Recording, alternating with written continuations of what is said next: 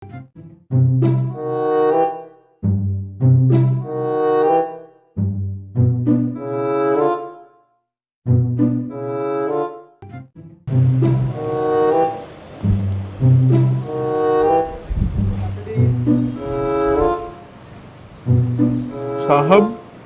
gorengan. Saham gorengan. Kenapa lu tuh? Muka lu jelek banget. Tahu aja mau gua tagih hutang lu. Nyangkut. Ah, bodo amat, tanggal tua. Hutang lu. Duitnya nyangkut. Bodo amat, hutang lu mana ini? Gua nggak punya duit. Nyangkut ini, duitnya nyangkut. Ah, dasar lu tuh. Pantengin terus ramalan saham. Biar gak nyangkut.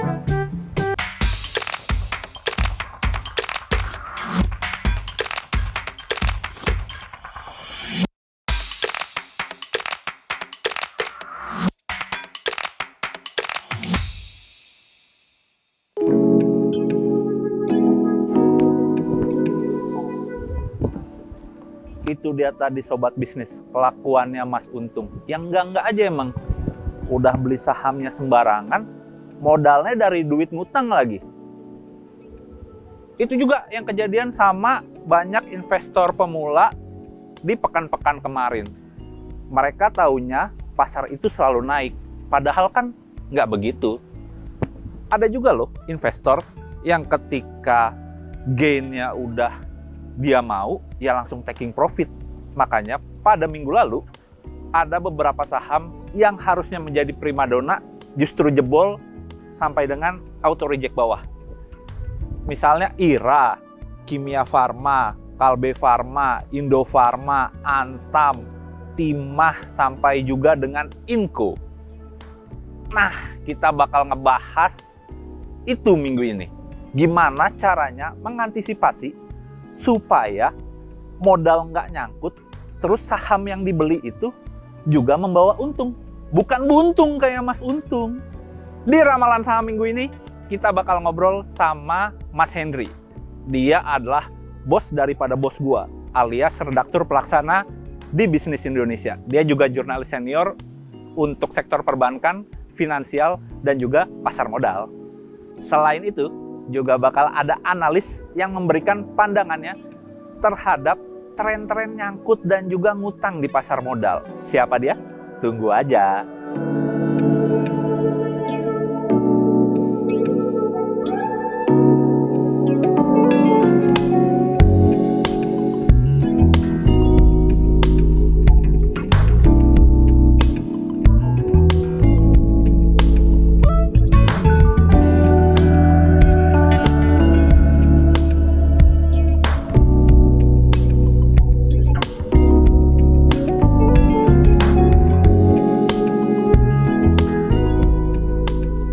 Kita tunggu aja pokoknya sampai dengan yang terakhir. Mas Hendry. Kabar nih? Sehat Mas, pas banget nih. Oh, Ini iya. adalah Mas Hendry, Red Pel dari Bisnis Indonesia. Mas, gue pengen tanya dong. Ini kan akhir-akhir ini banyak investor pemula yang justru masuk ke pasar modal lewat utang. Itu menurut pandangan lu gimana tuh Mas? Menurutku itu yang jelas nggak pas lah ya. Karena Oke. duit dari pinjaman dipakai buat main saham. Karena dasarnya buat main saham itu ya memang duit yang lebih. Yang perhitungannya kan memang bukan duit dari pinjaman atau duit pokok yang dipakai untuk kehidupan sehari-hari atau untuk emergensi. Jadi udah mengesampingkan itu. Jadi harusnya sebenarnya duit yang untuk pokok dulu nih, yang di dompet, baru kalau ada lebih diinvestasiin di pasar modal. Nah, memang duit itu nggak ada beban kewajiban sama sekali ya. Iya, apalagi nih pasar modal atau main saham adalah investasi yang beresiko. Naik turunnya bisa liar banget ya Mas. Benar. Mas, ini kan 2017 hampir sama kayak 2020 ya. Pasar tiba-tiba naiknya kenceng banget. Tapi pernah nggak sih kejadian sama dengan kayak kemarin-kemarin nih? Orang masuk ke pasar modal itu lewat pinjaman. Mungkin di 2017 ada ya.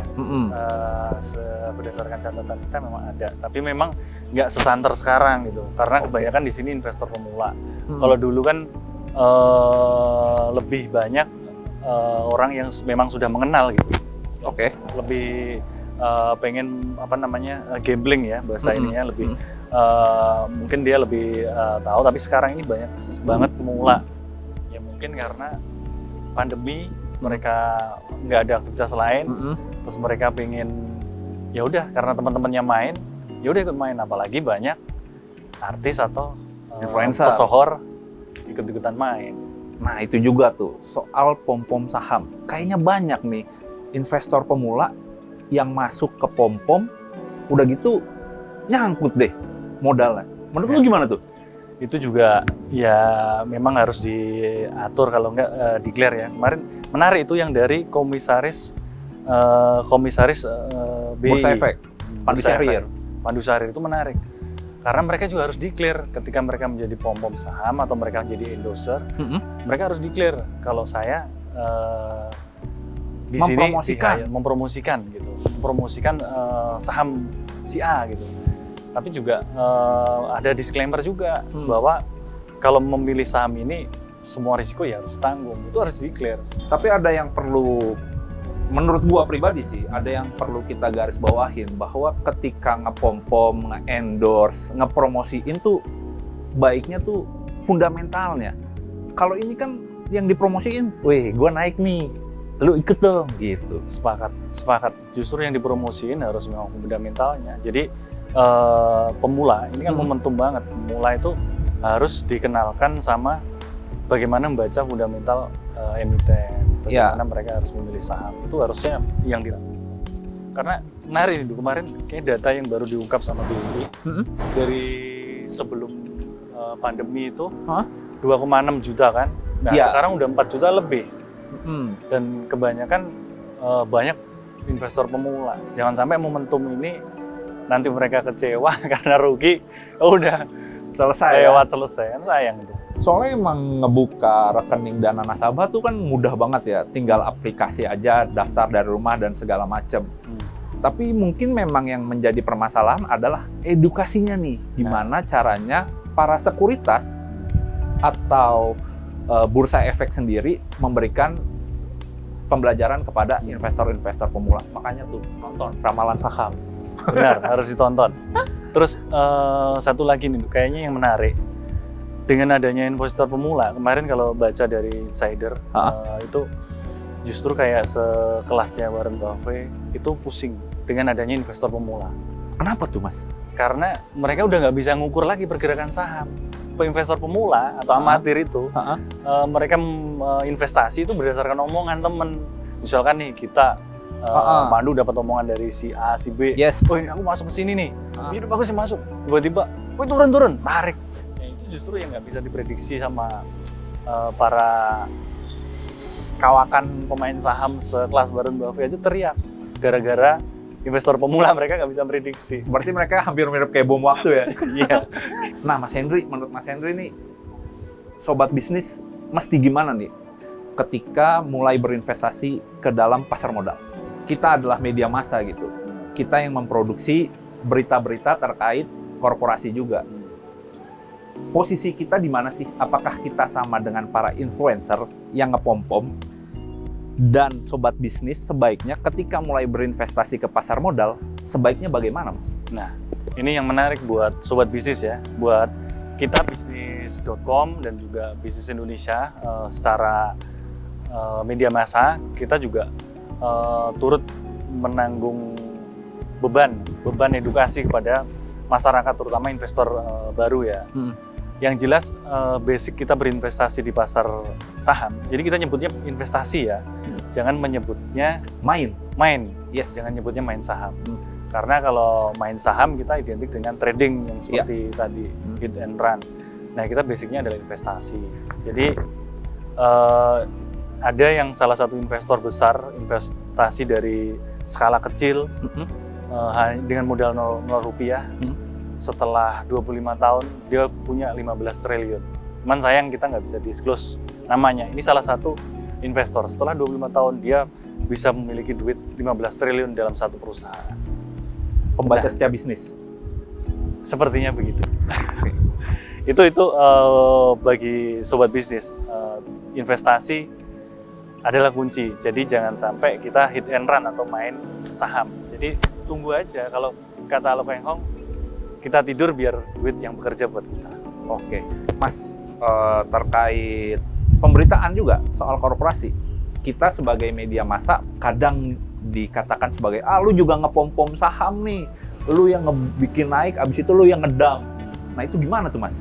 Ya, sebenarnya kita buat sobat bisnis ya, untuk kita kan memang kadang mengutip dari influencer, dari pom-pom saham, karena di situ memang ada nilai berita. Ketika pejabat influencer, pesohor itu tiba-tiba mengendorse ini apa gitu. Tapi kita juga melakukan verifikasi. Jadi ke kita perusahaan juga, ke perusahaan itu dan juga melihat fundamentalnya mereka. Jadi tidak serta-merta kita hanya mengambil dari omongannya dari pom-pom saham itu. Jadi ketika katakanlah si A mengatakan, wah beli yang ini bagus. Tugas kita adalah memverifikasinya kepada perusahaan dan juga sekuritas. Apakah benar yang dikatakan oleh si influencer tersebut? Iya, benar. Seperti itu, Pak, yang kita lakukan sebagai media. Karena jangan sampai kita dituduh meneruskan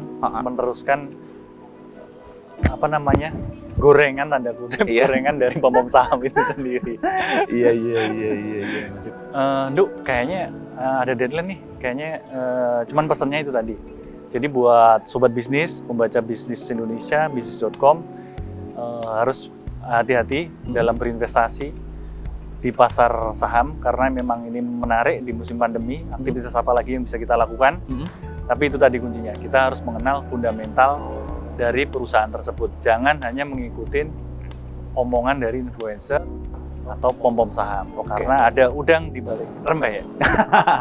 Oke Mas, thank you ya Mas ya. Thank you. Yoi Mas.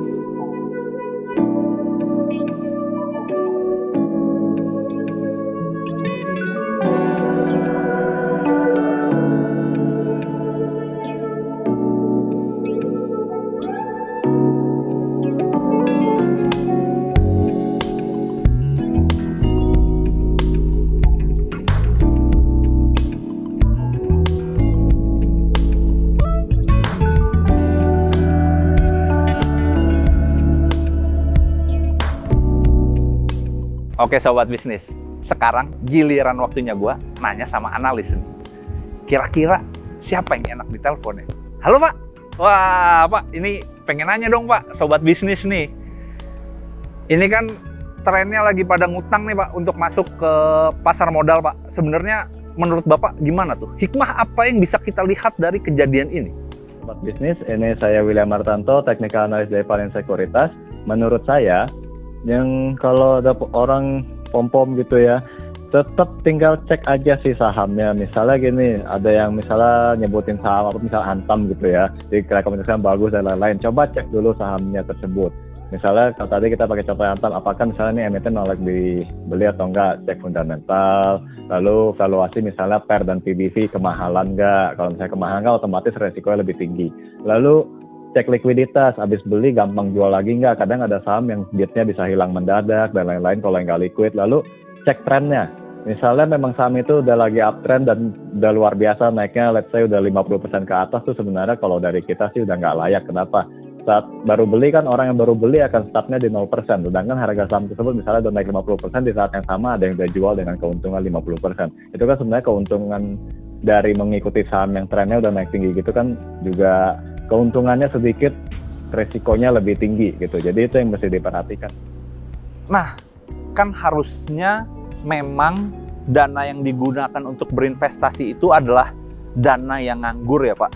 Tapi kalau misalnya kejadiannya seperti ini, gimana nih Pak? Apakah mereka memang kurang edukasi atau bagaimana? Yang paling nekat itu ya mereka beli saham pakai utang. Karena sebenarnya dari dulu juga investasi itu kan diajarin pakai uang nganggur untuk pendapatan tambahan gitu kan, membangun aset dalam jangka panjang. Jadi kalau sampai pakai ngutang tuh terlalu nekat ya. Jadi di masa dia pinjam uang itu misalnya katakan pinjam uang 1 tahun, apakah dia bisa tahu dalam 1 tahun itu bisa return atau malah terbaliknya yang sekarang terjadi, banyak yang pada bilang nyangkut dan lain-lain. Sebenarnya terlalu riskan kondisi begitu. Kalau soal di pom-pom dan lain-lain ya, kalaupun memang tren sahamnya masih naik sebenarnya bisa aja sih mereka tetap dapat profit. Cuman memang disayangkan tuh pakai ngutang gitu. Terakhir nih Pak, kan beberapa ada yang mengikuti influencer dan akhirnya modalnya nyangkut di saham-saham tertentu ya Pak. Nah, kalau menurut Bapak gimana nih? Ketika mereka nyangkut, enaknya itu di cut loss atau ditungguin aja sampai balik modalnya? Ya kalau mau tetap disimpan sahamnya asal memang yang emiten fundamental bagus dan memang udah niat jangka panjang sih nggak apa-apa ya. Tapi kalau cuma ikutan tren, namanya juga tren kan sewaktu-waktu bisa berakhir berubah jadi downtrend atau jadi sideways, ya itu memang perlu cut loss. Jadi ya mereka kalau mau ikut harus ada tetap exit strateginya gimana in case orang yang diikutin atau saham yang mereka beli sendiri itu ternyata nggak bergerak sesuai harapan. Karena kan nggak bisa kita coba beli saham bikin rewardnya doang, pasti ada risknya juga. Oke Pak, terima kasih ya Pak. Sip. Itu Sobat Bisnis, masukannya. Tetap pantengin program Ramalan Saham. Klik like, subscribe, juga channel bisnis.com. Sampai jumpa lagi minggu depan. Video ini tidak untuk direproduksi atau disalin oleh orang lain. Rekomendasi apapun yang terkandung dalam video ini mungkin tidak cocok untuk semua investor dan tidak boleh digunakan sebagai penilaian tunggal untuk investasi. Meskipun informasi yang terkandung di sini telah diperoleh dari sumber yang kredibel, tapi tidak dapat dijamin. Semua hak dilindungi oleh PT Jurnalindo Aksara Grafika. Perbanyak referensi dan selamat berinvestasi.